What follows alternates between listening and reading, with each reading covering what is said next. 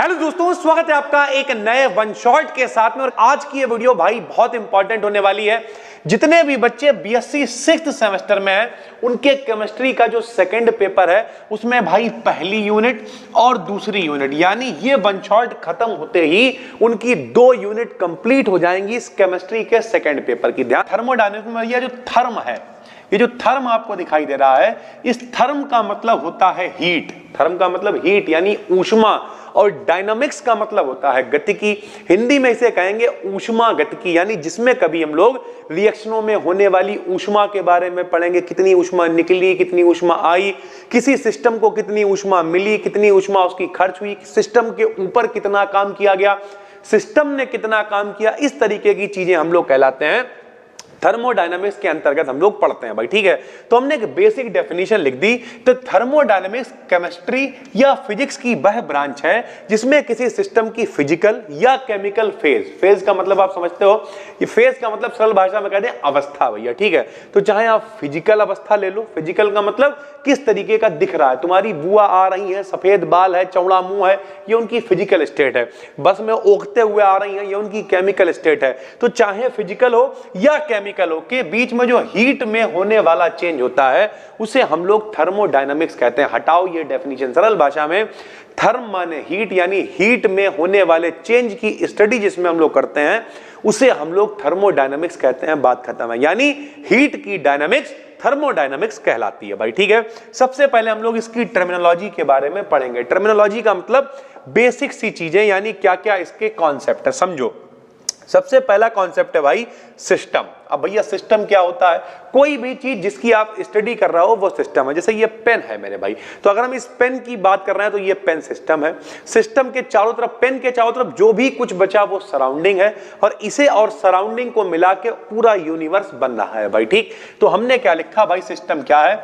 यही यूनिवर्स का वह पार्ट है जिसे ऑब्जर्व किया जा रहा है। जैसे बाई चांस अगर इस बोर्ड को ऑब्जर्व करें तो ये सिस्टम हो गया। ये भैया जो किनारे इसके शायद आप वीडियो में देख पा रहे हो, ये बाउंड्री हो जाएगी, और इसके चारों तरफ जो भी कुछ बचा हुआ है वो सब rest part of the universe है, यानी सराउंडिंग है, या फिर कह सकते हैं यूनिवर्स का बचा हुआ हिस्सा है। तो जिस भी चीज को आप ऑब्जर्व कर रहे हो, आप ऑक्सीजन गैस को ऑब्जर्व कर रहे हो भाई। ठीक है, डिटेल में बताएंगे, वीडियो लंबी हो कोई फर्क नहीं पड़ता, बहुत सुकून वाले आदमी हम। सुनो भैया, आप ऑक्सीजन गैस को ऑब्जर्व कर रहे हो तो ये सिस्टम हो गया भाई। आप नाइट्रोजन गैस के सिलेंडर को ऑब्जर्व कर रहे हो तो नाइट्रोजन गैस का सिलेंडर क्या हो गया, सिस्टम हो गया। जिसे भी किसी को हम लोग ऑब्जर्व करेंगे, जिसे हीट देंगे, जिसकी हीट निकलेगी, उसे हम लोग सिस्टम कहेंगे भाई। ठीक है, सराउंडिंग क्या होगा? सिस्टम के अतिरिक्त शेष यूनिवर्स को सिस्टम की सराउंडिंग कहते हैं, यानी सिस्टम के अलावा जो भी कुछ बचेगा वो सब सराउंडिंग कहलाएगा भाई। ठीक है, उसके बाद बाउंड्री क्या होगी भैया? बाउंड्री वो होगी जो सिस्टम और सराउंडिंग को अलग करेगी। जैसे ये बोर्ड है, इस बोर्ड की बाउंड्री ये ब्लैक वाली है भाई। ठीक है, ये ब्लैक बाउंड्री है, इसके नीचे क्या है, सराउंडिंग है, इसके ऊपर क्या है, सराउंडिंग है। ये भैया पेन है, ये इसकी बाउंड्री है जिसे हम टच कर पा रहे हैं, इसके बाहर क्या है, सब सराउंडिंग है भाई। ठीक, तो सिस्टम और सराउंडिंग को जो अलग करती है उसे हम लोग बाउंड्री कहते हैं। जैसे हम लोग मैदान में मान लिया मैच खेलना है, तो जहां पे क्रिकेट चल रहा है वो क्या है भैया, वो सिस्टम है। उस सिस्टम पे काम किया जा रहा है, हर चीज सिस्टम है यार। जैसे ये कोचिंग भी पूरी एक सिस्टम है, यहाँ पे सब कुछ व्यवस्थित बना हुआ है, यहाँ पे मास्टर खड़ा होगा, यहाँ पे बोर्ड लगा हुआ है, यहाँ पे 200-300 बच्चे बैठने की व्यवस्था है, इसके ऊपर एक क्लास है, इसके नीचे भैया पार्किंग है, उसके नीचे पार्किंग है, यानी ओवरऑल एक व्यवस्था बनाई गई है। बच्चा डेली आता है कोई चीज, जैसे ये पेन में एक सिस्टम है भैया, यहाँ पे निब है, इससे लिखा जाएगा। ओवरऑल सिस्टम का मतलब कोई भी वो चीज जिसे आप ऑब्जर्व कर रहे हो वो सिस्टम है, उसके चारों तरफ की चीज सराउंडिंग है, और जो दोनों को अलग कर रही है वो क्या है, बाउंड्री है। सिस्टम और सराउंडिंग को डिवाइड करने वाले, अलग करने वाले भाग को हम लोग बाउंड्री कहते हैं भाई। ठीक है, टाइप्स ऑफ सिस्टम। सिस्टम के कौन कौन से प्रकार हो सकते हैं? तो पहला होता है ओपन सिस्टम। ओपन सिस्टम का मतलब सब कुछ आ जा रहा है, कोई भी समस्या नहीं है। तो हमने लिख दिया, बहुत सरल तरीके से लिखेंगे मेरे भाई। टाइप्स ऑफ सिस्टम में पहला है ओपन सिस्टम। क्या होता है भाई? यदि सिस्टम और सराउंडिंग के बीच एनर्जी और मैटर का आदान प्रदान हो। एनर्जी मतलब ऊर्जा, और मैटर मतलब पदार्थ, यानी पदार्थ भी आ जा सकता है, ऊर्जा भी आ जा सकती है, तब हम लोग उसे ओपन सिस्टम कहते हैं। जैसे हम लोग क्या कहते हैं, water boiling in open container. एक खुला भगोना लिया, पानी उबलने रख दिया, पानी भी भाप बन के उड़ा जा रहा है, ऊर्जा भी निकले जा रही है, तो ओपन सिस्टम है। अब उसके ऊपर ढक्कन रख दो भैया, तो जब ढक्कन रख दोगे तो क्या होगा, पानी तो भाप बन के नहीं उड़ पाएगा, मैटर नहीं जाएगा, लेकिन एनर्जी तो जाएगी, भगोना गर्म भी होगा, ऊर्जा इधर उधर खर्च भी होगी, तो इसे क्लोज्ड सिस्टम कह देंगे। क्या कहेंगे भाई? जब सिस्टम और सराउंडिंग के बीच हीट का ट्रांसफॉर्मेशन पॉसिबल हो परंतु मैटर का नहीं। ऊपर से प्लेट रख दी, पानी अब गायब नहीं हो सकता भैया, तो मैटर नहीं जाएगा, सिर्फ हीट का ट्रांसफॉर्मेशन होगा, तब हम लोग उसे क्या कहेंगे, क्लोज सिस्टम। जैसे water boiling in close container, एक बंद कंटेनर है जिसके अंदर हम लोग पानी को उबाल रहे हैं भाई, ठीक। तो सिस्टम के प्रकार एक ओपन हो गया, एक क्लोज्ड हो गया भैया, ठीक। ओपन में सब कुछ आ जा सकता है, क्लोज्ड में मैटर नहीं जाएगा, एनर्जी ट्रांसफर हो सकता है। तीसरा आइसोलेटेड सिस्टम। आइसोलेट का मतलब अभी ये बड़ा शब्द आया था जब कोरोना आया था कि वो आइसोलेट हो गए। आइसोलेट का मतलब बिल्कुल अलग, कोई लेना देना नहीं भाई। तो ना तो एनर्जी का ट्रांसफर हो ना तो मैटर का ट्रांसफर हो, कोई पदार्थ सब्सटेंस कुछ भी इधर उधर नहीं होगा, उसे आइसोलेटेड सिस्टम कहेंगे। यदि सिस्टम और सराउंडिंग के बीच एनर्जी और मैटर दोनों का कोई ट्रांसफॉर्मेशन ना हो, ट्रांसफर ना हो, तब इसे आइसोलेटेड सिस्टम कहते हैं। जैसे boiling water in thermos flask, हम लोगों ने थर्मस लिया, केतली जिसे हम लोग कहते हैं, उसके अंदर पानी को भर दिया, अब ना तो हीट बाहर जा रही है क्योंकि पानी गर्म का गर्म बना हुआ है, ना तो चाय बाहर जा रही है। तो इस तरीके के सिस्टम मतलब वो आइसोलेट हो गई, चाय केतली के अंदर पड़ने के बाद बाहर से कोई मतलब नहीं है, आइसोलेट हो गई, इसलिए उसे आइसोलेटेड सिस्टम कहेंगे। कई लोग कहेंगे सर जी ऐसा तो नहीं है, रात भर चाय रख दो तो बेकार हो जाती है। अबे 100% तो आइसोलेट कुछ नहीं होता, 100% कुछ होता ही नहीं है यार, ठीक है। और यही अभी बताएगा जब फर्स्ट लॉ फेल होके जो सेकंड लॉ आएगा वो इसी के ऊपर है कि 100% कुछ हो ही नहीं सकता है। समझाते हैं अभी पूरी कहानी की तरह समझते हुए चलो भैया, ठीक है। वन शॉट का अपना मजा है। ये पूरी वीडियो आपने देख ली, आपका कॉन्सेप्ट क्लियर हो गया। दूसरी वीडियो आपने देख ली, कॉन्सेप्ट क्लियर, आपको 4-6 हमने अंधाधुंध ऑब्जेक्टिव सीरीज वाली वीडियो दे दी, भैया हो गई थर्मोडायनामिक्स फिजिक्स, तहाक रख दो आदि। आगे फिर हम लोग सेमीकंडक्टर ले आएंगे, ऐसे ही केमिस्ट्री में चलेगा भाई, टेंशन नहीं लेनी है यार। एक्सटेंसिव एंड इंटेंसिव प्रॉपर्टीज क्या होती हैं, बहुत ही सरल है। जो प्रॉपर्टीज मात्रा पे निर्भर करेंगी, कितनी क्वांटिटी है। सुनो, किसी सिस्टम की वे प्रॉपर्टीज जो मैटर की क्वांटिटी पर डिपेंड करती हैं। क्वांटिटी का मतलब क्या होता है, मात्रा कितनी है, क्वांटिटी पर डिपेंड करती हैं, सिस्टम की एक्सटेंसिव प्रॉपर्टी कहलाती हैं। ये ऑब्जेक्टिव वाले बच्चों के लिए बहुत इंपॉर्टेंट है भैया। वॉल्यूम है, एंथैल्पी है, इंटरनल एनर्जी है, ये सब क्या है भैया, एक्सटेंसिव प्रॉपर्टी है। जबकि वो मैटर की क्वांटिटी पर डिपेंड नहीं करती हैं, वो क्या कहलाती हैं, इंटेंसिव प्रॉपर्टी कहलाती हैं। एक्सटेंसिव वाली क्या करेंगी, मैटर की क्वांटिटी पर डिपेंड करेंगी, इंटेंसिव वाली डिपेंड नहीं करेंगी। जैसे प्रेशर यानी दाब हो गया, ताप हो गया, सांद्रता हो गई, कंसंट्रेशन, डेंसिटी हो गई, ये सारी की सारी इंटेंसिव प्रॉपर्टीज होती हैं। उम्मीद करते हैं आराम से चल रहा होगा, समझ में आ रहा होगा, कोई दिक्कत नहीं है। जिन लोगों ने कोर्स ले रखा है भैया सब्र रखो, हम भरोसा दिला रहे हैं, इतना बेहतरीन कंटेंट अगर मिल जाए तो आके भैया नीचे कमेंट करके जाना, सर जी क्या बता रहे हो यार, हम भरोसा दिला रहे हैं भाई। 13-14 साल हो गए मैं यही काम करते हुए। एक बच्चा कमेंट कर रहा था, लगता है आप सर जी फेक हैं, गायब हो जाएंगे। अबे कहां गायब हो जाएंगे यार, हमारा घर इससे चलता है, पूरा ऑफिस इससे चलता है, 12-15 लोगों की टीम है यार, कहां गायब होके जाएंगे यार, कैसी बातें करते हो यार, थोड़ा सा सब्र रखा करो यार। जैसे प्रेशर है, टेम्परेचर है, कंसंट्रेशन है, डेंसिटी है, ये सारे के सारे क्या है, इंटेंसिव प्रॉपर्टी है भाई, ठीक। Types of processes, types of processes क्या होते हैं, आइए प्रोसेस को समझते हैं। प्रोसेस क्या, हम ये पढ़ा रहे हैं, पढ़ाना क्या है, एक प्रोसेस है भाई, ठीक है। आपका पेपर डिस्क्रिप्टिव है, ऑब्जेक्टिव है, कोई समस्या नहीं, टेंशन मत लो, थारा भाई चमन करा के देगा। आ जाओ भैया, सुनो आइसोथर्मल प्रोसेस। आइसोथर्मल प्रोसेस, सबसे पहले प्रोसेस के बारे में हम लोग जानकारी ले रहे हैं। आइसोथर्मल प्रोसेस का मतलब होता है जिसमें टेम्परेचर नहीं बदलेगा। आइसो का मतलब सम, थर्मल का मतलब यहाँ पे थर्म यानी टेम्परेचर का आदान प्रदान नहीं होगा। सुनो, कांस्टेंट टेम्परेचर पर होने वाले प्रोसेस को हम लोग आइसोथर्मल प्रोसेस कहते हैं। टेम्परेचर चेंज नहीं हो रहा है, इसका मतलब dt का मान क्या है, 0। d मतलब परिवर्तन, t मतलब टेम्परेचर, टेम्परेचर में चेंज क्या है, 0 है, टेम्परेचर में कोई भी परिवर्तन नहीं हो रहा है। या इसे ऐसे लिख सकते हैं कि जो टेम्परेचर है वो क्या है, नियतांक है। सरल भाषा में कहें तो टेम्परेचर क्या है, कांस्टेंट है भाई, यही तो लिखा हुआ है कि टेम्परेचर क्या है भाई, कांस्टेंट है, यानी टेम्परेचर में चेंज क्या है, 0 है, कोई चेंज नहीं हो रहा, मतलब वो कांस्टेंट है। तो जब कभी टेम्परेचर कांस्टेंट होता है तो उसे कहते हैं समतापी प्रक्रम, यानी आइसोथर्मल प्रोसेस कहते हैं भाई, ठीक। फिर क्या होता है, आइसोबारिक प्रोसेस। आइसोबारिक में क्या हो जाएगा भैया, समदाबी हो जाएगा, अब की दाब चेंज नहीं होगा। कांस्टेंट प्रेशर पर होने वाले प्रोसेस को आइसोबारिक प्रोसेस कहते हैं। यहां पे क्या हो जाएगा, डीपी का मान 0, डीपी का मतलब पी में जो चेंज है वो 0 है, यानी दाब परिवर्तन नहीं होगा भाई, ठीक है। P क्या है भैया, कांस्टेंट है। P का मान क्या है सर जी, कांस्टेंट है। जब P कांस्टेंट तो आइसोबारिक, T यानी टेम्परेचर कांस्टेंट तो आइसोथर्मल। और अगर मेरे भाई ऊष्मा का कोई आदान प्रदान नहीं होगा, Q अगर कांस्टेंट हो जाए, हीट ऊष्मा का कोई आदान प्रदान ना हो, तो भैया एडियाबेटिक प्रोसेस कहलाएगा। रुद्धोष्म प्रक्रम जिसे कहा करते थे। आज भी जो बच्चे गांव से देख रहे होंगे, गांव में जब बारात आने वाली होती है, फ्रिज की इतनी व्यवस्था नहीं होती है, तो बोरे के अंदर, भूसा के अंदर बर्फ भर के रख दिया जाता है, ऊष्मा इधर से उधर ना जाए, उधर से इधर ना जाए। सर जी थोड़ी थोड़ी तो, अबे 100% कुछ नहीं होता, बता चुके हैं। लेकिन रुद्धोष्म प्रक्रम, हीट इधर उधर ट्रांसफर नहीं होती है, उसे एडियाबेटिक प्रोसेस कहते हैं। तो यहां पे क्या लिखा हमने, इस प्रोसेस में सिस्टम तथा सराउंडिंग के बीच हीट का कोई ट्रांसफर नहीं होता, यानी ऊष्मा का कोई आदान प्रदान एडियाबेटिक प्रोसेस में नहीं होता। आप चाहो तो यहां पे लिख सकते हो कि जो dq का मान है वो क्या होगा, 0, यानी q यहां पे क्या होगा भाई, q का मान कांस्टेंट होगा। सर जी सीधी सी बात है। उसके बाद आइसोकोरिक प्रोसेस क्या होता है, आइसोकोरिक का मतलब होता है सम आयतनिक, जिसमें आयतन नहीं बदलेगा भाई, ठीक है। इस प्रोसेस में कांस्टेंट वॉल्यूम पर होने का अध्ययन करते हैं। सरल भाषा में, अपनी भाषा में समझो यार, समतापी में ताप सेम है, समदाबी में दाब सेम है, आइसोकोरिक यानी सम आयतनिक है, इसमें आयतन का मान नहीं बदलेगा, मतलब आयतन सेम रहेगा। यानी जो dV की वैल्यू, आयतन में जो परिवर्तन है वो कितना है, 0 है, यानी V का मान क्या रहेगा भाई, कांस्टेंट रहेगा। V का मान क्या रहेगा सर जी, कांस्टेंट रहेगा।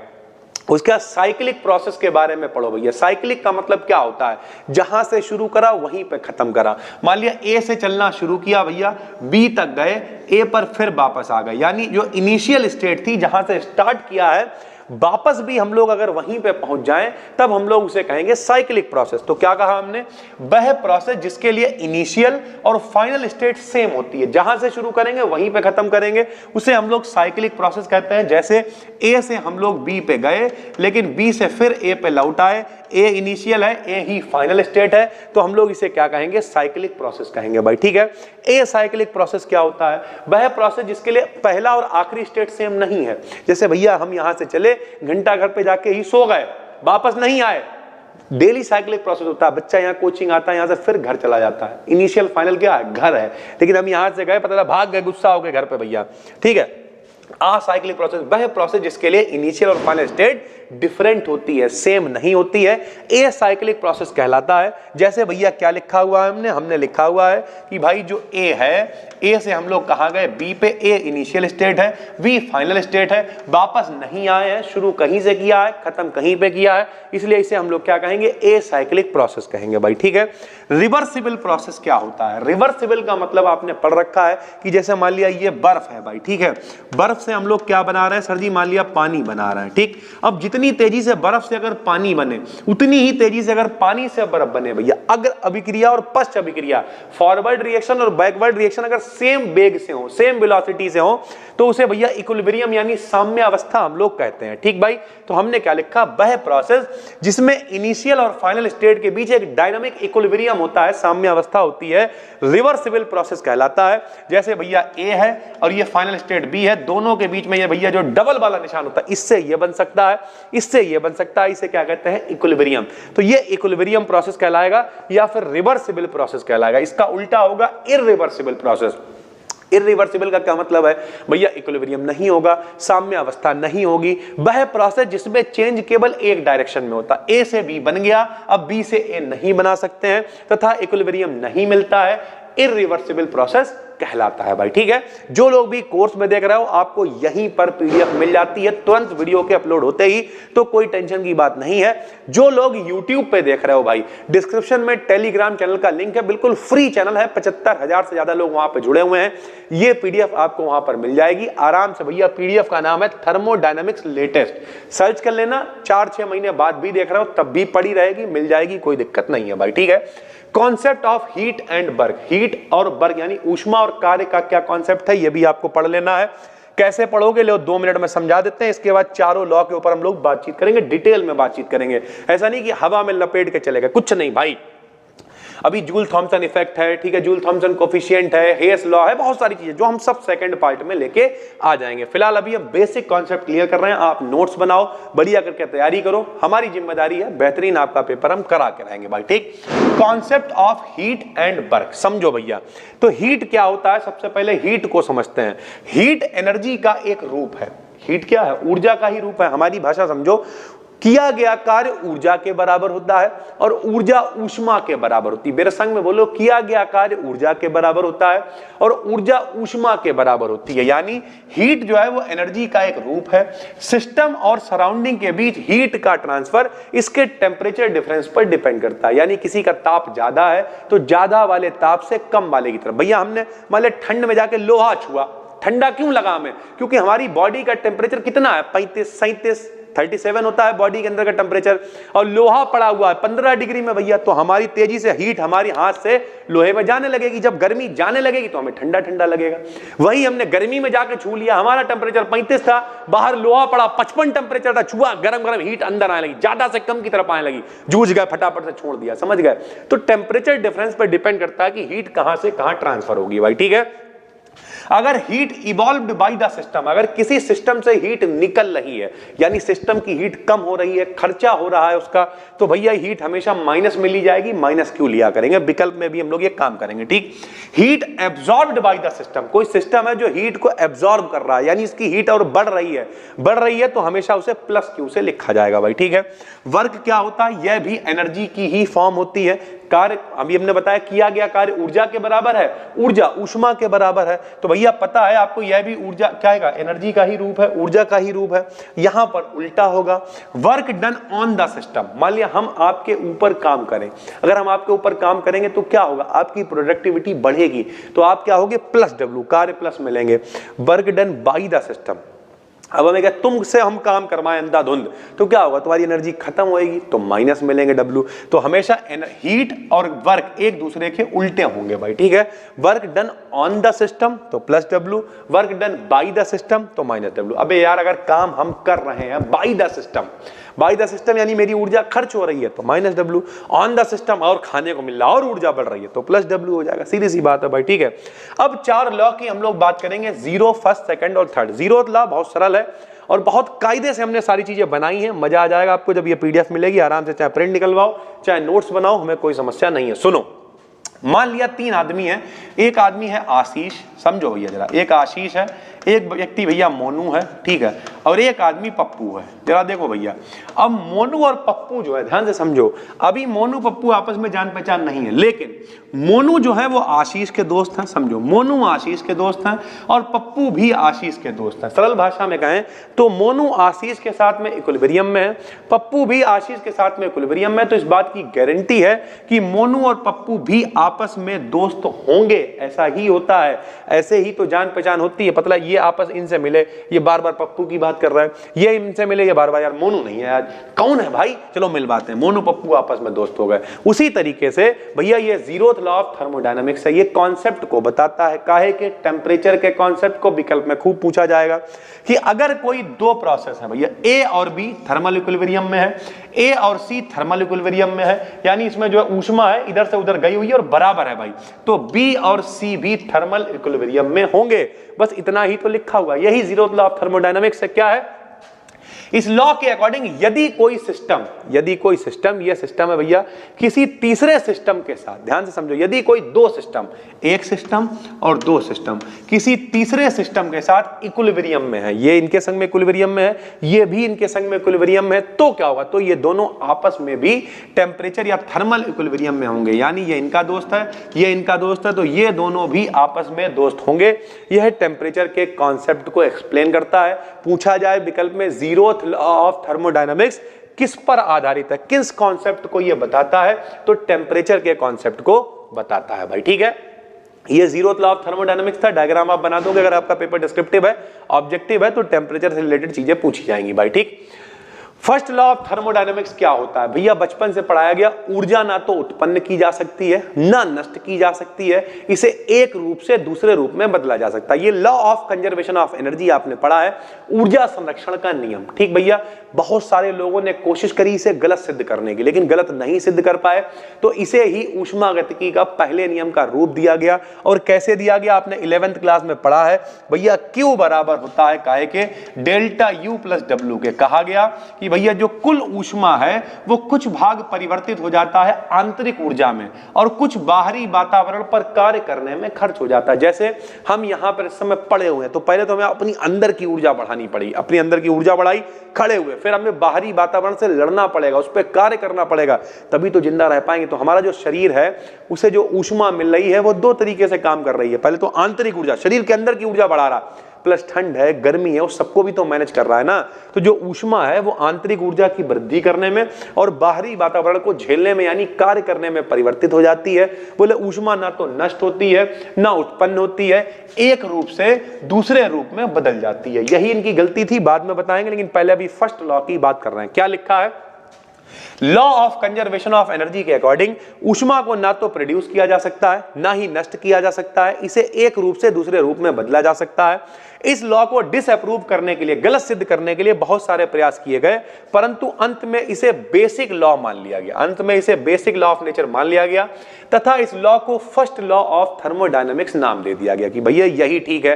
फिर अलग अलग लोगों ने कई स्टेटमेंट दिए हैं। अब स्टेटमेंट या तो प्योर हिंदी में लिखो या फिर प्योर इंग्लिश में लिखो, क्योंकि स्टेटमेंट सब मिलते जुलते हैं, तो भाई स्टेटमेंट बदल ना जाए, किसी ने कुछ कहा है तो स्टेटमेंट चेंज ना हो जाए, इसलिए उसी लेवल पे हमने स्टेटमेंट को लिख दिया। सुनो, different statements of first law of thermodynamics. भैया अगर आपका पेपर ऑब्जेक्टिव है तो कोई लेना देना नहीं है, एक आध स्टेटमेंट इंपॉर्टेंट है उस पर हमने लिख दिया है, बाकी जैसे फर्स्ट लॉ वाला फर्स्ट स्टेटमेंट इंपॉर्टेंट है। अगर आपका पेपर डिस्क्रिप्टिव है तो भैया पढ़ना ही पड़ेंगे भाई। समझो, फर्स्ट स्टेटमेंट क्या है? There is an exact equilibrium between the amount of work overcome and heat generated. साफ साफ कह रहा है कि कितना काम किया गया, कितनी ऊष्मा जनरेट हुई, यानी किया गया कार्य ऊष्मा के बराबर होगा। ये पहला स्टेटमेंट कह रहा है, लगभग हर चीज यही कहेगी भाई, ठीक। सेकेंड स्टेटमेंट कह रहा है energy of an isolated system, यानी कोई अगर निकाय है आइसोलेटेड जो बिल्कुल अलग है, remains constant although it may transformed from one two another, यानी ओवरऑल जो ऊष्मा है वो नियत रहती है, हालांकि ये एक रूप से दूसरे रूप में ट्रांसफर हो सकती है, परिवर्तित हो सकती है भाई, ठीक। ये भी वही बात कर रहे हैं। थर्ड स्टेटमेंट क्या है? Total energy of the system and surrounding remains constant. System और सराउंडिंग की टोटल जो एनर्जी है वो कन्वर्ट तो होगी, लेकिन ओवरऑल एनर्जी क्या रहेगी? कांस्टेंट रहेगी भाई, ठीक है। फोर्थ स्टेटमेंट क्या है? It is never possible to construct a perpetual motion machine that could produce work without using energy. यानी इन्होंने कहा, जो भैया फोर्थ स्टेटमेंट है, ये कह रहा है कि बिना ऊर्जा का इस्तेमाल किए हुए कोई ऐसी मशीन तुम नहीं बना सकते हो जो कार्य करे। यानी ये भी यही कह रहे हैं कि ऊर्जा ही कार्य में परिवर्तित हो रही है, किया गया कार्य ऊर्जा के बराबर है, ना नष्ट हो रही है ना बढ़ रही है, बस परिवर्तित हो रही है भाई, ठीक है। फिफ्थ स्टेटमेंट इंपॉर्टेंट है, when work is transformed into heat or heat is transformed into work, कार्य को ऊष्मा में या ऊष्मा को कार्य में परिवर्तित किया जाता है। The quantity of work is mechanically equivalent to the amount of heat, यानी वर्क की जो क्वांटिटी होती है वो हीट की क्वांटिटी के यांत्रिक रूप से मैकेनिकली बराबर होती है। सारे स्टेटमेंट घूम फिर के यही कह रहे हैं कि किया गया कार्य ऊष्मा के ऊर्जा के बराबर होता है भाई, ठीक है।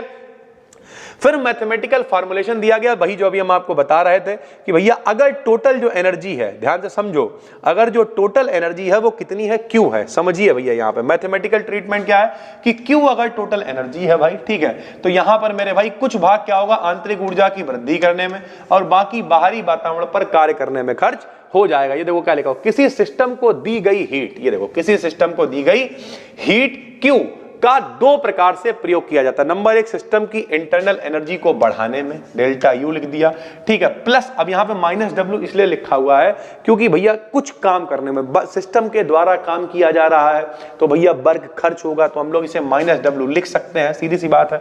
अभी बताया work done on the system by the system, बाहरी वातावरण पर कार्य कर रहे हैं मतलब खर्च हो रहा है ना, तो हम लोग इसे माइनस डब्ल्यू लिख सकते हैं। लेकिन आप ऐसे मत लिखना, आप क्या करना, आप ऐसे लिखना भैया, ठीक है, जैसे हम बता रहे हैं कि भैया ये क्या है? हमारी कुल ऊष्मा है। क्या है? कुल ऊष्मा है।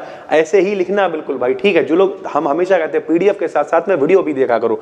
पीडीएफ में बच्चों की पीडीएफ सारी चीजें होती है, एक आध चीज उधर होती है, वो भी गलत नहीं है, लेकिन समझो क्या है मैथमेटिकल फॉर्म की, जो कुल ऊष्मा है, किसी सिस्टम को दी गई जो कुल हीट है उसका कुछ भाग काहे में खर्च होगा? इंटरनल एनर्जी को बढ़ाने में खर्च होगा, और शेष भाग काहे में जाएगा भैया? बाहरी वातावरण पर, इन्वायरमेंट पर काम करने में खर्च हो जाएगा। यानी पहला लॉ क्या हो गया? Mathematical treatment Q equals to delta U plus W होगा भाई, ठीक है। ऊष्मा का कुछ भाग आंतरिक ऊर्जा की वृद्धि करने में, कुछ भाग बाहरी वातावरण पर कार्य करने में खर्च हो जाता है। This equation is first law of thermodynamics. इसे ही हम लोग कहते हैं ऊष्मागतिकी का प्रथम समीकरण भैया, ठीक है।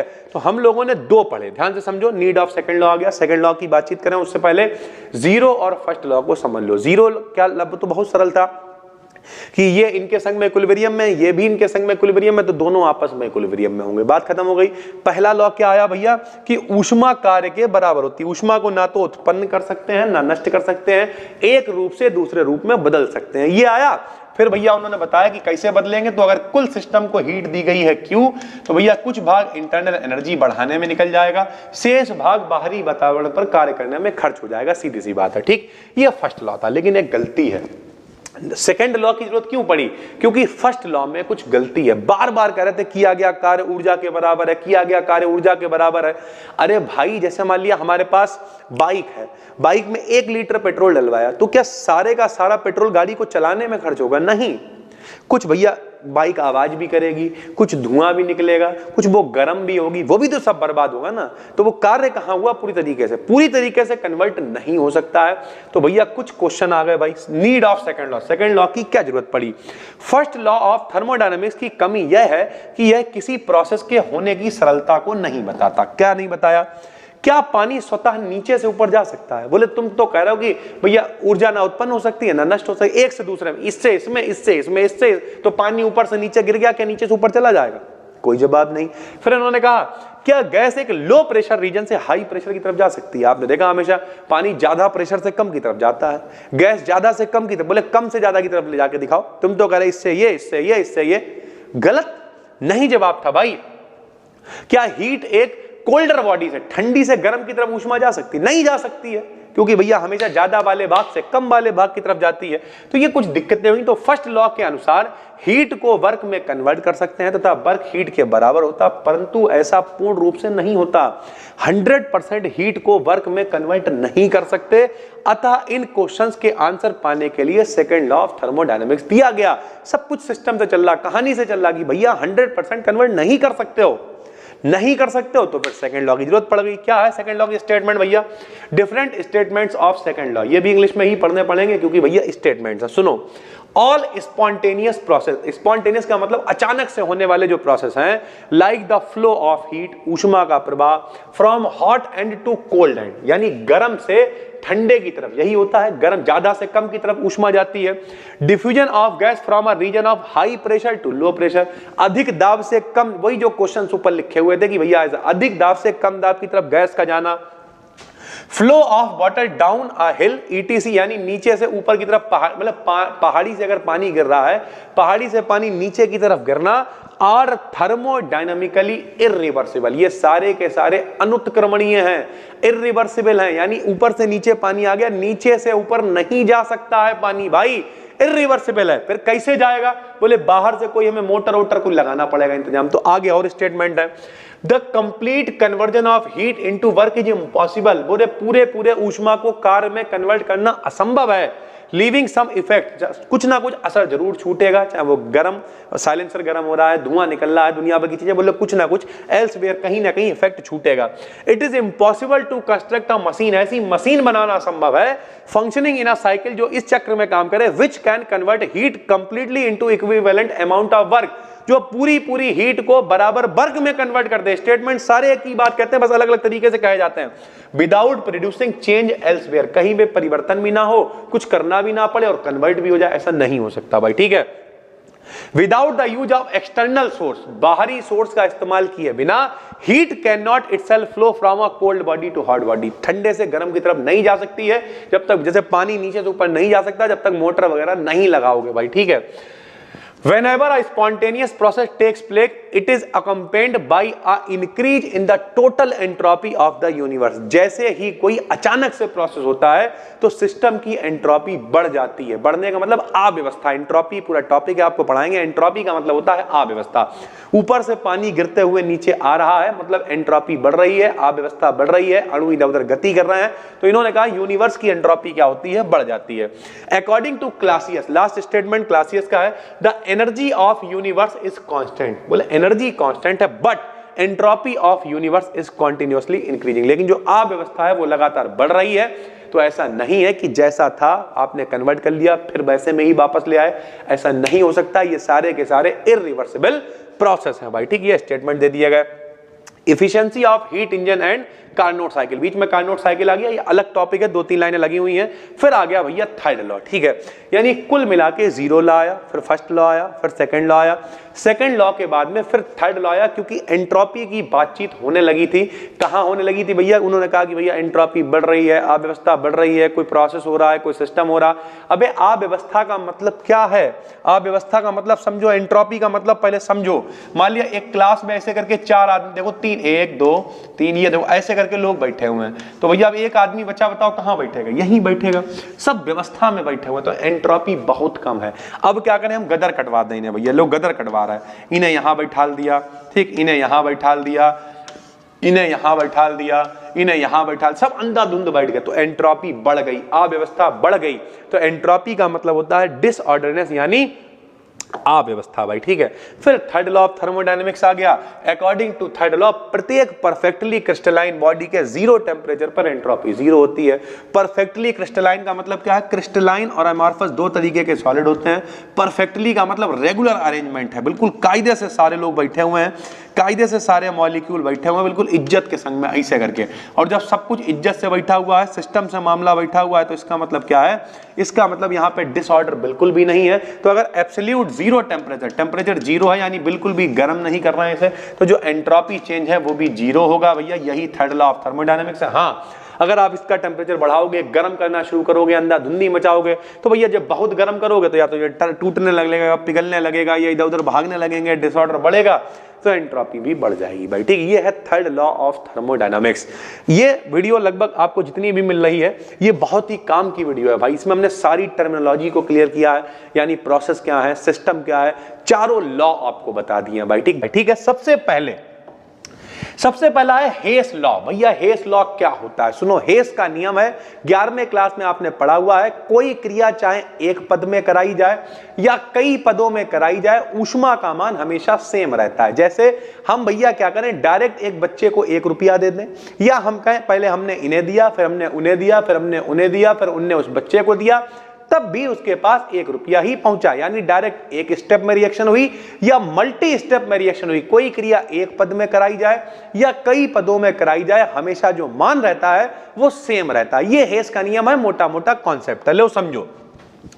इस लॉ के अकॉर्डिंग किसी केमिकल रिएक्शन के बीच होने वाला जो हीट चेंज है वो हमेशा कांस्टेंट रहता है। हीट चेंज हमेशा कांस्टेंट रहती है, चाहे रिएक्शन एक स्टेप में कराई जाए या मल्टी स्टेप या मल्टीपल स्टेप में कराई जाए। इन अदर वर्ड्स, अलग शब्दों में कहें तो किसी रिएक्शन में होने वाला, एंथैल्पी में होने वाला जो चेंज है, केवल इनिशियल रिएक्टेंट और फाइनल प्रोडक्ट के नेचर पर डिपेंड करता है, तथा यह केमिकल चेंज के पाथ पर डिपेंड नहीं करता। यानी सरल भाषा में कहें तो भैया रिएक्शन में सबसे पहले ये कौन है? आर फॉर रिएक्टेंट है। रिएक्टेंट मतलब जो क्रिया कर रहा है, प्रोडक्ट मतलब जो बन रहा है, यानी हमें सिर्फ इनसे और इनसे मतलब है। चाहे यहां ऐसे करके पहुंचे, चाहे ऐसे ऐसे डिस्को कर करके हम यहां पहुंचे, मान हमेशा सेम आएगा। हीट चेंज जो है हमेशा सेम आएगा, क्योंकि सिर्फ इससे इससे मतलब आप कैसे पहुंच रहे हो इससे कोई भी मतलब नहीं है भाई, ठीक है। तो यहां पे हमने दिखा दिया कि भैया इनिशियल प्रोडक्ट फाइनल प्रोडक्ट से हमें सिर्फ मतलब है। रिएक्शन सिंगल या मल्टीपल स्टेप में हो सकती है। कैसे भाई? समझो, जैसे हमने यहां पर एक आपको रिएक्शन दिखाई है, जरा समझिए भैया ये क्या है, बताओ। सबसे पहले आर है, आर से डायरेक्ट रिएक्शन हुई, तो जो हीट चेंज हुआ वो कितना हुआ भाई? क्यों हीट चेंज हुआ। लेकिन जब कई स्टेप में हुई, मान लिया आर से पहले हमने A1 बनाया, फिर A1 से हमने A2 बनाया और फिर A2 से हमने P बनाया। तो जब A1 बनाया मान लिया हीट चेंज Q1 है, A2 बनाया मान लिया हीट चेंज Q2 है, A3 बनाया मान लिया हीट चेंज कितना है? Q3 है। तो अगर सरल भाषा में कहें तो चाहे एक पद में रिएक्शन हो तो Q है, चाहे मल्टीपल स्टेप में हो, लेकिन क्या होगा? बराबर होगा Q1 plus Q2 plus Q3। अगर सबको जोड़ देंगे तो ये हीट चेंज इसके बराबर आ जाएगा, क्योंकि हेस ने कहा है चाहे एक स्टेप में रिएक्शन हो या मल्टीपल स्टेप में रिएक्शन हो, जो ऊष्मा का मान है वो हमेशा सेम आएगा भाई, ठीक है। देन अकॉर्डिंग टू हेस लॉ, जो ऊष्मा का मान है वो हमेशा सेम होगा। कई स्टेप में कराओगे तो ऊष्मा टुकड़ों में मिलेगी, लेकिन रियलिटी है वो हमेशा पहले वाली ऊष्मा के बराबर होगी भाई, ठीक है। बिल्कुल आसान है, आराम से आपको समझ में आ जाएगा। इसे सिद्ध भी करेंगे, प्रूफ करना हमें। कैसे करेंगे? मान लेते हैं कि यह चेंज एक साइक्लिक प्रोसेस है। साइक्लिक मतलब ए से बी बन रहा है, बी से फिर ए बन रहा है, यानी ये एक साइक्लिक प्रोसेस है। और साइक्लिक प्रोसेस है, इसका मतलब क्या है? इसका मतलब यह है कि भैया जो Q का मान है, हमने कहा कि Q का मान Q1 plus Q2 plus Q3 के बराबर है। साइक्लिक प्रोसेस है कि भैया रिएक्टेंट से प्रोडक्ट बन रहा है, प्रोडक्ट से रिएक्टेंट बन रहा है। सिद्ध करके हम दिखा रहे हैं कि ये जो हम मान रहे हैं Q बराबर Q1 plus Q2 plus Q3 ये बराबर है। तो अगर बाई चांस ये Q है, इसे हम सबको जोड़ के मान ले रहे Q डैश, अगर Q का मान Q डैश से ज्यादा होगा या फिर कम होगा, मतलब अगर हेस का नियम गलत है, बराबर ऊष्माएं नहीं है ये, इसका मतलब तो फिर मामला गंभीर हो गया। क्योंकि ऊष्मा गतिकी का जो law of conservation of energy क्या कहती है कि भैया ऊर्जा ना तो उत्पन्न करी जा सकती है ना नष्ट करी जा सकती है, एक रूप से दूसरे रूप में बदला जा सकता है। तो जब यहां से यहां गए और यहां से यहां वापस आए तो सिर्फ ऊर्जा ट्रांसफर हो रही है ना। अगर बाई चांस तुम यहां से यहां गए और Q ऊर्जा है, वापस आए ऊर्जा ज्यादा हो गई, इसका मतलब तो उसी चक्र में ऊर्जा बढ़ गई, ऊर्जा उत्पन्न हो गई और ऊर्जा उत्पन्न हो नहीं सकती। अगर कम रह गई ऊर्जा, मतलब ऊर्जा नष्ट हो गई, तो नष्ट भी नहीं हो सकती। इसका मतलब फिर तो law of conservation of energy गलत हो जाएगा। इसका अर्थ है कि एक साइक्लिक प्रोसेस के बीच या तो एनर्जी जनरेट हो रही है या नष्ट हो रही है, जो कि law of conservation of energy के विरुद्ध है, ऊर्जा संरक्षण के नियम के खिलाफ है। ऐसा नहीं हो सकता। मतलब Q का मान Q डैश के बराबर होना ही चाहिए।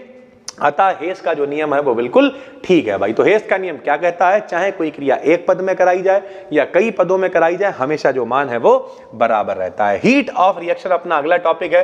कोई भी रिएक्शन है उसमें जो हीट जनरेट हो रही है, मतलब इवॉल्व हो रही है, जो हीट निकल रही है, उसी को हीट ऑफ रिएक्शन शॉर्ट में कह देते हैं। इतना लंबा लिखा हुआ जरूर है, वो आपको पीडीएफ मिल जाएगी। कोर्स में देख रहे हो तो यहीं अपलोडेड मिल जाएगी। यूट्यूब पे अगर इस वन शॉर्ट को देख रहे हो भाई, तो टेलीग्राम पे अपना चैनल है BDKDN BSc, बिल्कुल फ्री चैनल है, 75,000 लोग वहां पर जुड़े हुए हैं, सारी अपडेट वहां पर मिलती है। तो भैया ये पीडीएफ भी आपको वहां पर मिल जाएगी, वहां से भी आप नोट कर सकते हो भाई, ठीक है। हीट ऑफ रिएक्शन सरल भाषा में किसी केमिकल रिएक्शन के बीच क्या लिखा भैया? कंज्यूम का मतलब खर्च होने वाली और इवॉल्व का मतलब निकलने वाली, जितनी हीट चाहिए है या जितनी हीट निकल रही है, होने वाली हीट जब इस रिएक्शन के बैलेंस्ड केमिकल इक्वेशन में लिखे गए सभी नंबर ऑफ मोल्स से पूर्ण रूप से कंज्यूम हो जाए। यानी हमने मान लिया कि रिएक्शन लिखी C plus O2 gives CO2, इसमें हीट कितना चेंज है? माइनस का 393.5। तो हम इनसे कंज्यूम भी कर पाए कि इसकी वजह से क्या है, इसकी वजह से क्या है, इसकी वजह से क्या है। जितने भी लोग रिएक्शन में लिखे, अगर इन सब को मिलाकर, ये सब मिलाकर इस हीट को जस्टिफाई कर पा रहे हैं, कंज्यूम कर पा रहे हैं, तो यही क्या कहलाएगी? हीट ऑफ रिएक्शन कहलाती है। लिख दिया। यदि 1 मोल कार्बन 1 मोल ऑक्सीजन से पूर्ण रूप से रिएक्शन कर जाता है, तब 393.5 किलो जूल पर मोल हीट निकलती है। हीट के इस अमाउंट को दी गई हीट ऑफ रिएक्शन कहते हैं। तो मोटा मोटा समझे, हीट ऑफ रिएक्शन क्या होती है? किसी रिएक्शन से निकलने वाली या चाहिए वाली, जरूरी नहीं हर बार निकले ही। जैसे हमने चनकड़ मारा गाल पे, तो भैया गाल भी गर्म हो गया, हाथ भी गर्म हो गया, क्या हुआ? हीट निकली। लेकिन अब तुम्हें चाय बनानी है, तो चाय बनाने के लिए क्या करोगे? खाली पत्ती मारते हो बन जाएगी चाय? नहीं, वहां पे हीट चाहिए होगी, आग ही लगानी पड़ेगी, तभी तो चाय गर्म होगी ना। यानी कुल मिला के ये देखो, ऐसे करके मारो तो गरम गरम हो रहा है। यहाँ पे कुछ नहीं करना पड़ा, 2 चीजें हैं केवल। लेकिन तुम चाय पत्ती पानी में मारते रहो, नहीं बनेगा काम। तो कई बार रिएक्शन में हीट चाहिए होती है, कई बार निकलती है, उसी को हम लोग हीट ऑफ रिएक्शन कहते हैं। उसके बाद कार्नोट थ्योरम, कल थोड़ी सी चर्चा हो रही थी।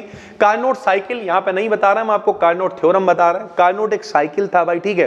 पूरा एक चक्र जो आपने छोटे क्लास में पढ़ा होगा, यहाँ काम का नहीं है, करा देंगे आगे, वो अलग बात है। फिलहाल वन शॉट में ऐड नहीं किया हमने।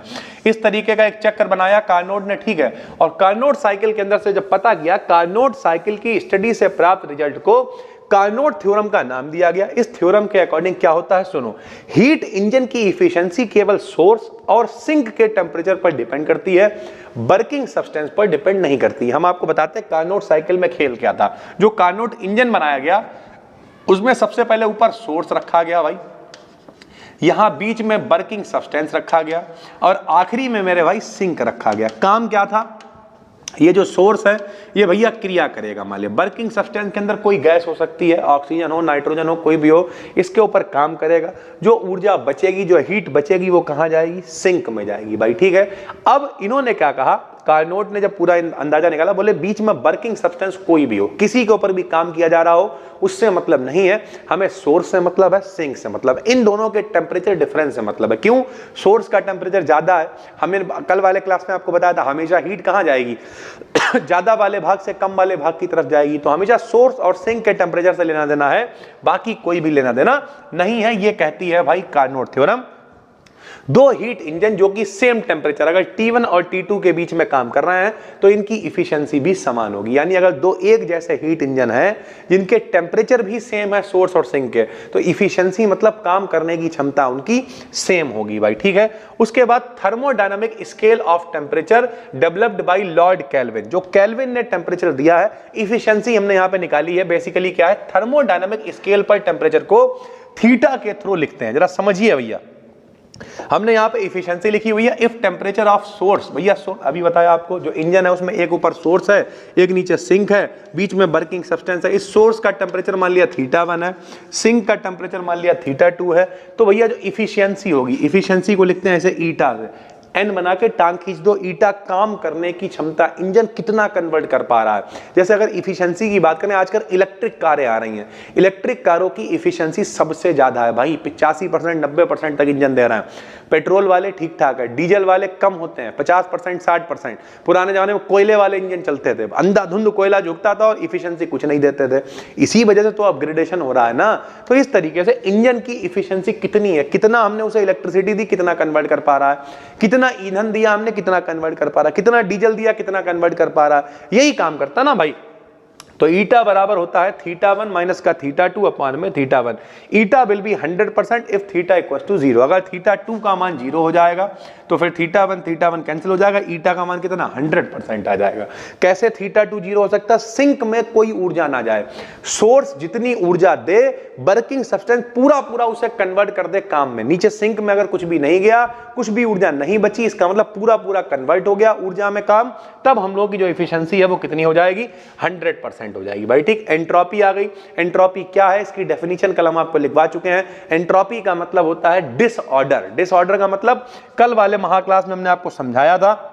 क्या समझाया था भाई कि इस तरीके से भैया हम अंधाधुंध बना ऐसे करके इज्जत से रख दें, तो यहाँ पे क्या होगा, एंट्रोपी बहुत कम होगी, क्योंकि ये सब व्यवस्थित रखे हुए हैं। हम क्या करें, अंधाधुंध इन्हें यहाँ बैठाल दें, इन्हें यहाँ बैठाल दें, इन्हें यहाँ बैठाल दें, आमा झोर बैठाल दें, गौवा भाषा में कहें, तो इनकी एंट्रोपी बहुत ज्यादा बढ़ जाएगी मेरे भाई, ठीक है। कार्नोट साइकिल के लिए फार्मूला क्या होता है, ईटा, इफिशियंसी होती है Q1 माइनस Q2 अपान Q1 बराबर होता है T1 माइनस का T2 अपान T1। ये कार्नोट साइकिल का रिजल्ट है, उसकी इफिशियंसी है, उसकी दक्षता है भाई, ठीक है। जब हम लोग सवाल लगाएंगे मल्टीपल चॉइस तो उसमें ये फार्मूला हम लोग इस्तेमाल करेंगे। अलग अलग करके लिखोगे, Q1 को इसके नीचे, Q1 को इसके नीचे, तो Q1 अपान Q1 माइनस Q2 अपान Q1। ऐसे T1 को अलग अलग करके लिख दिया, Q1 से Q1 कट गया, T1 से T1 कट गया, 1 से आखिरी में 1 और माइनस से माइनस कट गया, तो क्या बचेगा, Q2 अपान Q1 बराबर T2 अपान T1 बचेगा। 1 वाले एक तरफ कर लिए, Q2 वाले Q एक तरफ, TT एक तरफ कर लिया। Q2 अपान Q1 बराबर T2 अपान T1, तो Q2 अपान T2 बराबर Q1 अपान T1। 1 वाले एक तरफ, 2 वाले एक तरफ, सबको पता है 1 2 को हटाएंगे, कांस्टेंट लगाएंगे। मतलब क्या है इसका, मतलब यह है कि रेशियो सेम चल रहा है।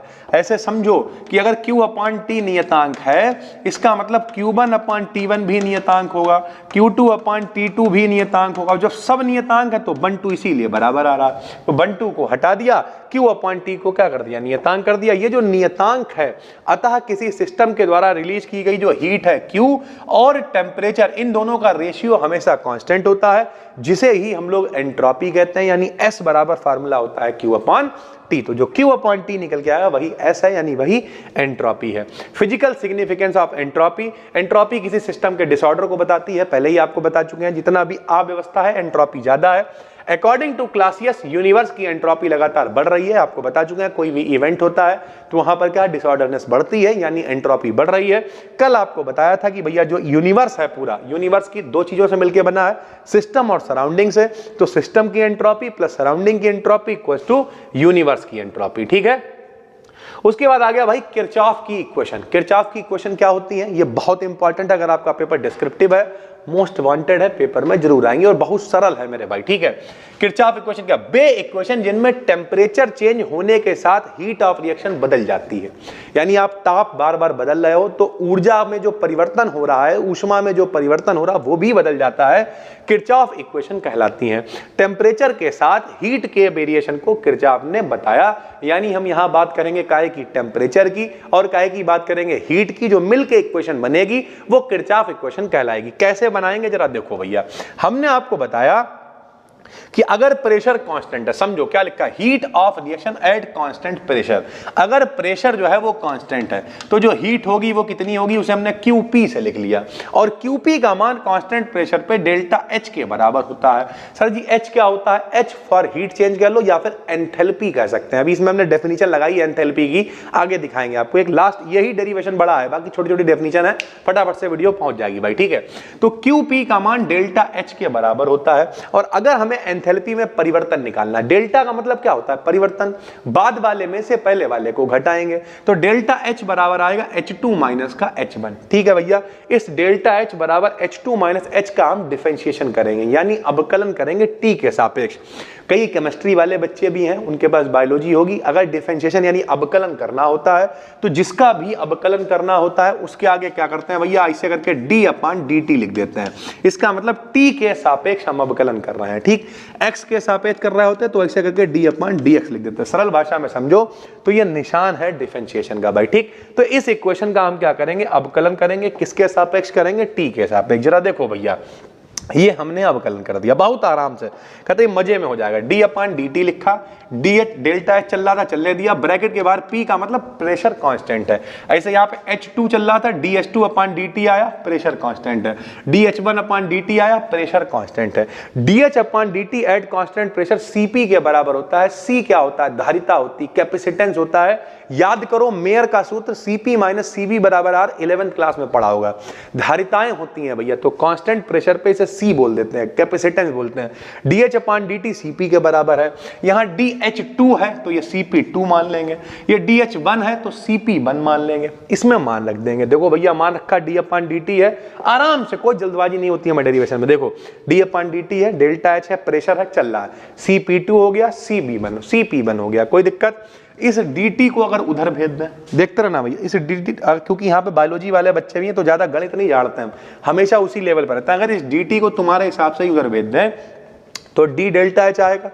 डेल्टा, ये देखो P2 में से P1 जा रहा, परिवर्तन है तो क्या लिखेंगे? इसे डेल्टा Cp लिख दिया हमने, इनटू में dt उधर पहुंच गया भैया, कोई दिक्कत? कोई दिक्कत नहीं। क्या किया?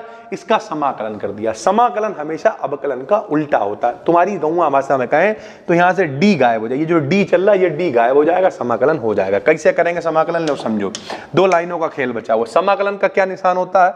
अगर बायोलॉजी वाले बच्चे भी हो तब भी भैया BSc फाइनल ईयर में अगर देख रहा हो तो पता होगा, ठीक है। समझो ये समाकलन का निशान होता है, ये लगी हुई है लिमिट 1 से लेके 2 तक हमने करा है भाई, ठीक। समाकलन करोगे d खत्म हो जाएगा, डेल्टा H बचेगा, लेकिन डेल्टा H तो बचेगा लेकिन लिमिट भी तो चल रही है। ऊपर वाली लिमिट ऊपर रखते हैं, नीचे वाली लिमिट नीचे रखते हैं। पहले ऊपर वाली लिमिट का मान रख देते हैं, माइनस लगा के नीचे वाली लिमिट का मान रख देते हैं। ऊपर वाली लिमिट का मान डेल्टा H2 हो गया, माइनस लगाया, 1 रखा तो डेल्टा H1 आ गया, बराबर में डेल्टा Cp है। ऐसे ही सांप जो निशान बना हुआ इंटीग्रेशन d खत्म हो जाएगा, क्या बचेगा? t बचेगा। ऊपर वाली लिमिट t2 आएगी, माइनस का t1 आएगी भाई, ठीक है। इक्वेशन नंबर ये जो 3 हमने बनाई है, साफ साफ दिखाई दे रहा है। ये क्या है? देखो हीट चेंज है, ये क्या है? टेम्परेचर है। किरचॉफ ने क्या कहा? हीट चेंज और जो टेम्परेचर है इनके रिलेशन को ही क्या कहते हैं? किरचॉफ इक्वेशन कहते हैं। तो जो इक्वेशन नंबर 3 बनी है, इक्वेशन नंबर 4 बनी है, यही क्या कहलाती है? Equation 3 and 4 are Kirchhoff equation. अगर हम लोग T2 माइनस T1 को 1 रख दें, यहाँ देखो T2 माइनस T1 यानी जो टेम्परेचर गैप है, यानी सोर्स और सिंक का जो टेम्परेचर है उनमें अंतर नहीं है, 1 है वो, तब क्या हो जाएगा? तो इसका मान 1 हो जाएगा। क्या बचेगा? डेल्टा H2 माइनस का डेल्टा H1 बराबर Cp बच जाएगा भाई, ठीक है। तो इस तरीके से चीजें चलती हैं। अतः किसी रिएक्शन का चेंज जो है वो किसी 1 डिग्री सेंटीग्रेड हीट कैपेसिटी पे इक्वल होता है, यानी ये क्या है? कैपेसिटेंस है, ये हीट चेंज है। अगर 1 डिग्री सेंटीग्रेड टेम्परेचर में चेंज है, अगर टेम्परेचर में हमने कितना अंतर लिया? 1 डिग्री अंतर है, तो जो कैपेसिटेंस है वो हीट चेंज के बराबर होता है भाई, ठीक है। ये बॉर्न-हैबर साइकिल यहाँ पे लग गया है, ये आपको नहीं पढ़ना है, ये केवल इस लाइन की वजह से लग गया है, रियलिटी है। बॉर्न-हैबर साइकिल आपके कोर्स में नहीं है भाई, ठीक है। आगे चलते हैं, यहाँ पे आ गए हम लोग एंथैल्पी पे। एंथैल्पी क्या होता है? हीट चेंज बहुत सरल है, बस हो गया, समझ लो ये मेरे भाई, काम खत्म हो गया, उड़ा दी थर्मोडायनेमिक्स हम लोगों ने। सुनो, फार्मूला होता है H बराबर U प्लस PV। H माने क्या है, एंथैल्पी है, U माने क्या है, इंटरनल एनर्जी, आंतरिक ऊर्जा है, P माने प्रेशर, V माने वॉल्यूम, ये प्रेशर वॉल्यूम ऊर्जा यानी एनर्जी है। इन दोनों ऊर्जाओं को जोड़ रहे हैं, इसके बराबर बन रहा है, यही हमने लिखा है। जरा देखो कहां लिखा हुआ है, कांस्टेंट प्रेशर पर किसी सिस्टम की टोटल हीट यानी H, इसकी इंटरनल एनर्जी यानी U और दाब आयतन यानी PV एनर्जी के योग के बराबर होती है। इस हीट को सिस्टम की एंथैल्पी कहते हैं। H बराबर U प्लस PV, दिमाग में फार्मूला रखा करो, H बराबर U प्लस PV। U माने इंटरनल एनर्जी, PV माने दाब आयतन ऊर्जा, दोनों को जोड़ेंगे तो एंथैल्पी के बराबर आ जाएगी। इससे सरल लेवल पर नहीं मिलेगा भाई। एंथैल्पी एक स्टेट फंक्शन होता है, विकल्प वालों के लिए बहुत इंपॉर्टेंट। निम्न में कौन स्टेट फंक्शन है? एंथैल्पी एक स्टेट फंक्शन है, यह केवल इनिशियल और फाइनल स्टेट पर डिपेंड करती है, पाथ पर नहीं। कहां से जा रहा है उससे कोई लेना देना नहीं है। जैसे हम लोगों ने हीट चेंज निकाला है काय में, हेस के नियम में, वो भी तो स्टेट फंक्शन है ना। इनिशियल और फाइनल से मतलब है चाहे कई स्टेप में ले जाओ, तुम घंटाघर जाओ, घंटाघर से हनुमत धाम में जाओ, हनुमत धाम से फिर कोचिंग आओ, या सीधे घूम के चले आओ, हमें उससे मतलब नहीं। फाइनल डेस्टिनेशन क्या है, इनिशियल क्या है, उससे हमें मतलब है। ठीक है, चेंज इन एंथैल्पी निकालना है, बहुत सरल है। बाद वाले में से H2 में से H1 को घटा देंगे भाई। ठीक है, कैसे निकालोगे? डेल्टा H का मान क्या करेंगे बताओ, H2 में से H1 को घटा देंगे। वही वाला मान है, बताओ H1 का मान U1 plus P1 B1, H2 का मान U2 प्लस P2 B2।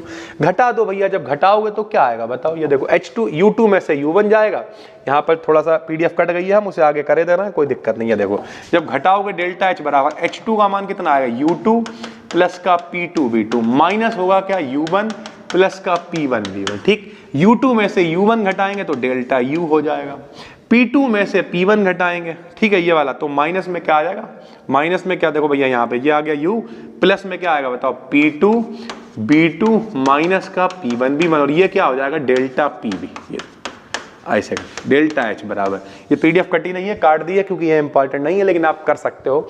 2 में से 1 को घटा दो, इसमें से ये घटेगा डेल्टा U, इसमें से ये घटेगा डेल्टा PB आ जाएगा। सीधी सी बात है भाई। ठीक है, कुछ छोटी छोटी चीजें और हैं जो आपको बता दे रहे हैं, लगभग ये PDF खत्म ही है। जूल थॉमसन इफेक्ट क्या होता है, बहुत सरल है, सुन लो, 2 लाइनों में सुन लो भैया, पहले सुन लो उसके बाद में चित्र में दिखा देंगे। देखो भैया साफ साफ क्या लिखा हुआ है, यहाँ देखो हमने लिख दिया, जब किसी गैस को बहुत ज्यादा प्रेशर पर एडियाबेटिक कंडीशन में कंप्रेस करते हैं। एडियाबेटिक का मतलब रुद्धोष्म, कल आपको बता चुके हैं, जब ऊष्मा इधर से उधर नहीं जाएगी।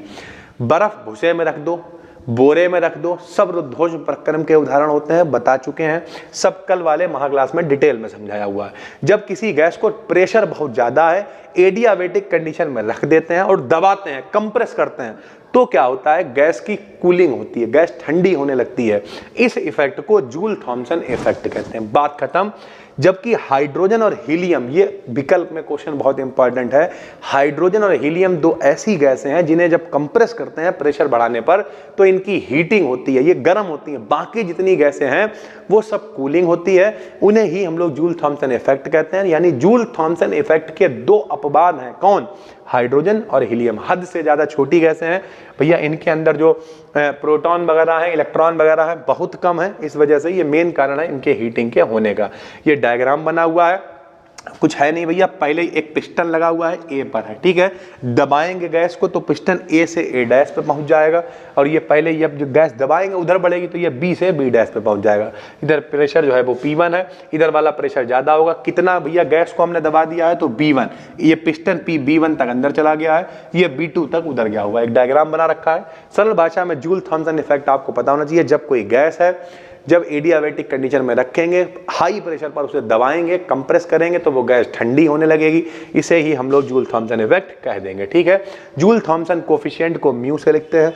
फार्मूला होता है म्यू बराबर dt/dp। अगर प्रेशर में होने वाला चेंज 1 atm के बराबर है, यानी dp का मान 1 atm है, तो म्यू का मान टेम्परेचर चेंज के बराबर हो जाएगा। ये जूल थॉमसन कोफिशिएंट कहलाता है। जब किसी गैस को पोरस प्लग क्या होता है, पोरस प्लग का सरल भाषा में मतलब कुचालक पदार्थ होता है, ठीक भैया, के द्वारा एडियाबेटिक कंडीशन में हाई प्रेशर से लो प्रेशर पर डिफ्यूज कराते हैं, तो पर यूनिट प्रेशर डिक्रीज होने पर गैस के टेम्परेचर में होने वाले चेंज को, पर यूनिट का मतलब, अरे हटाओ यार, जब किसी गैस को कंप्रेस कराते हैं तो अगर जो प्रेशर में चेंज है वो कितना हो, 1 हो, यही तो कहा पर यूनिट प्रेशर चेंज। अगर प्रेशर में चेंज 1 हो तो जो टेम्परेचर चेंज होगा वही बराबर होगा किसके, म्यू, यानी जूल थॉमसन कोफिशिएंट के बराबर होता है। अगर गैस की कूलिंग हो रही है तो म्यू का मान हमेशा प्लस होता है, गैस की हीटिंग हो रही है तो म्यू का मान माइनस होता है, और अगर कोई चेंज नहीं हो रहा है टेम्परेचर में तो dt 0 हो जाएगा, म्यू बराबर dt अपॉन dp, dt 0 तो म्यू का मान भी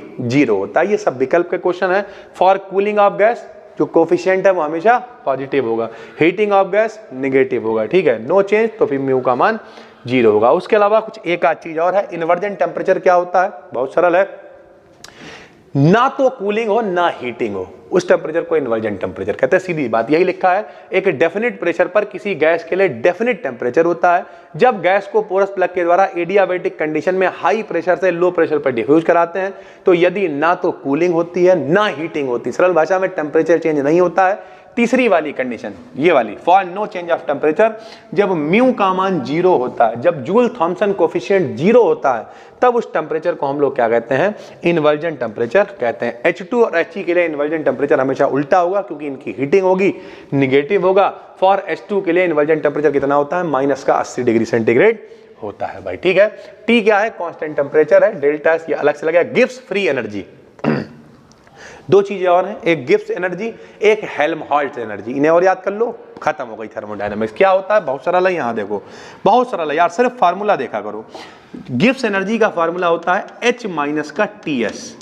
H क्या है बताओ, H एंथैल्पी है, T क्या है, टेम्परेचर है, S क्या है, एंट्रोपी है। हो गया काम, आइसोथर्मली अवेलेबल एनर्जी जिसे कांस्टेंट प्रेशर पर यूजफुल वर्क में कन्वर्ट कर सके। ऐसी एनर्जी जब प्रेशर कांस्टेंट है हम उसे कार्य में बदल सकें, यूजफुल वर्क में बदल सकें, तब उसे क्या कहते हैं, गिब्स फ्री एनर्जी कहते हैं। G से लिखते हैं, फार्मूला होता है G बराबर H माइनस TS। अगर दो कंडीशनें लगाओ तो क्या होगा, G1 H1 TS1। ऊपर क्या लाइन लिखी हुई है देखो, आइसोथर्मली, कल बता चुके हैं आइसोथर्मल का मतलब टेम्परेचर चेंज नहीं होता, समतापी प्रक्रम। तो T सेम है, G1 G2 H1 H2 TS1 TS2, घटा देंगे, G2 माइनस G1 आएगा, H2 माइनस H1 आएगा, TS2 माइनस TS1 आएगा, T कॉमन आ जाएगा, 2 माइनस 1 डेल्टा G हो गया, डेल्टा H हो गया, T डेल्टा S हो गया। G क्या है, गिब्स एनर्जी है, सेम हेल्महोल्ट्ज एनर्जी होती है, उल्टा होता है। उसमें क्या लिखा है, यूजफुल वर्क में कन्वर्ट कर सकते हैं। यहां क्या लिखा, यूजफुल वर्क में कन्वर्ट, अच्छा ऊपर क्या लिखा हुआ था जरा देखिए, यहां पे क्या लिखा हुआ है, यूजफुल वर्क में कन्वर्ट करा सकते हैं, क्या कहलाता है, गिब्स फ्री एनर्जी कहलाती है, आइसोथर्मली कंडीशन होती है। ये किसी सिस्टम की आइसोथर्मली अवेलेबल एनर्जी है, इसे कांस्टेंट वॉल्यूम पर, यहां पे टेम्परेचर कांस्टेंट नहीं होगा, यहां पे क्या कांस्टेंट होगा, वॉल्यूम पर यूजफुल वर्क में अगर कन्वर्ट करा सकते हैं तो इसे हेल्महोल्ट्ज एनर्जी कहते हैं। दोनों में क्या फर्क है, एक में कांस्टेंट टेम्परेचर ले रहा है, एक में कांस्टेंट वॉल्यूम ले रहा है। फॉर्मूला इसका, इसे A से लिखते हैं, A बराबर U माइनस TS होता है। सेम कंडीशन, 1 में A1 बराबर U1 माइनस का TS। ध्यान से देखना, कंडीशन इसमें भी लगी हुई है, आइसोथर्मली अवेलेबल, तो इसमें आइसोथर्मल का मतलब टेम्परेचर तो उसमें भी सेम है, इसमें भी सेम है, बस कंडीशन क्या है, वॉल्यूम कांस्टेंट रहना चाहिए। यहां पे देखो हमने क्या लिखा हुआ है, कांस्टेंट प्रेशर, और यहां पे हमने क्या लिखा हुआ है, कांस्टेंट वॉल्यूम। टेम्परेचर दोनों में सेम है भाई, ठीक है। तो A बराबर U माइनस का TS आ गया, A1 हो गया, A2 हो गया, U1 हो गया, U2 हो गया, TS1 हो गया, TS2 हो गया। सेम परिवर्तन निकालेंगे, A2 माइनस A1 घटा दिया, डेल्टा A बराबर आ जाएगा डेल्टा U माइनस का T डेल्टा S। क्या है ये, हेल्महोल्ट्ज फंक्शन है, हेल्महोल्ट्ज एनर्जी है भाई, ठीक है। दोनों में रिलेशन निकालोगे तो डेल्टा G बराबर डेल्टा H माइनस का T डेल्टा S होता है। H बराबर U प्लस PV आपको पढ़ा चुके हैं, H बराबर U प्लस PV हमने रख दिया, माइनस का T डेल्टा S रख दिया, बात खत्म हो गई, ठीक है। अब भैया देखो डेल्टा G है, डेल्टा A बराबर क्या होता है ये निकाला हमने, डेल्टा U माइनस का T डेल्टा S होता है। तो हम लोग क्या करेंगे भैया, जरा यहाँ देखो हम आपको समझाते हैं। सबसे पहले हमने क्या किया, हमने लिखा डेल्टा G बराबर है डेल्टा H माइनस का T डेल्टा S के, और बताओ डेल्टा A किसके बराबर है, डेल्टा U, और प्लस में माइनस में क्या है, T डेल्टा S के। H बराबर U प्लस PV होता है, तो डेल्टा G बराबर H की जगह पे क्या रख दिया, U रख दिया, प्लस में P डेल्टा V रख दिया, माइनस का T डेल्टा S रख दिया। डेल्टा U माइनस का T डेल्टा S क्या बन जाएगा, हेल्महोल्ट्ज फंक्शन बन जाएगा। तो डेल्टा G बराबर क्या आएगा, डेल्टा A प्लस का P डेल्टा V मेरे भाई। ये देखो ये रिलेशन आ गया गिब्स एनर्जी और हेल्महोल्ट्ज एनर्जी में भाई, ठीक है। तो ये पूरी थर्मोडायनामिक्स में जितनी भी कायदे की चीजें थी भाई, ये 2 वन शॉट हमने बनाए हैं। ये वीडियो भी ठीक ठाक लंबी हो गई है, मेरे हिसाब से 20-25 मिनट 30 मिनट की हो गई होगी। पहली वीडियो भी लगभग 35-40 मिनट की थी। दोनों वीडियोस ठीक ठाक तरीके से हो गई हैं। आपका काम क्या है, हमें इसे बताने में 20-25-30 मिनट लगे, इसे पढ़ने में आपको पूरा दिन लग जाएगा। 15 पन्नों की PDF है भाई ये, ठीक है। आपका काम यह है, जब तक अगली वीडियो हम लाते हैं ऑब्जेक्टिव वाली, तब तक आप इनके नोट्स बनाइए, प्रॉपर लिखिए। कोर्स में देख रहे हो तो यहीं पे PDF एडिट मिल जाएगी। यूट्यूब पे देख रहे हो तो टेलीग्राम चैनल का लिंक डिस्क्रिप्शन में मिल जाएगा, वरना BDKD BSc सर्च कर लेना। वो वाला चैनल रियल है जिसपे 75,000 प्लस फॉलोअर्स है। पूरी थर्मोडायनेमिक्स की थ्योरी आपको दे दी है, बिल्कुल फ्री में भी दे दी है और कोर्स में भी दे दी है। देख डालो। 6th सेमेस्टर की केमिस्ट्री में हो तब भी काम का है, 2nd सेमेस्टर की फिजिक्स है तब भी काम का है। अगली वीडियो जब हम आपके लिए लेके आएंगे, 1 दिन लगे 2 दिन लगे, क्योंकि कल 4th सेमेस्टर की वीडियो आएगी। अगली वीडियो जब हम आपके लिए लेके आएंगे तब पूरा एक ऑब्जेक्टिव क्लास बनाएंगे, प्रैक्टिस करा देंगे। 10, 20, 50 नहीं, कम से कम 100 विकल्प लेके आएंगे और थर्मोडायनेमिक्स को धुआं धुआं कर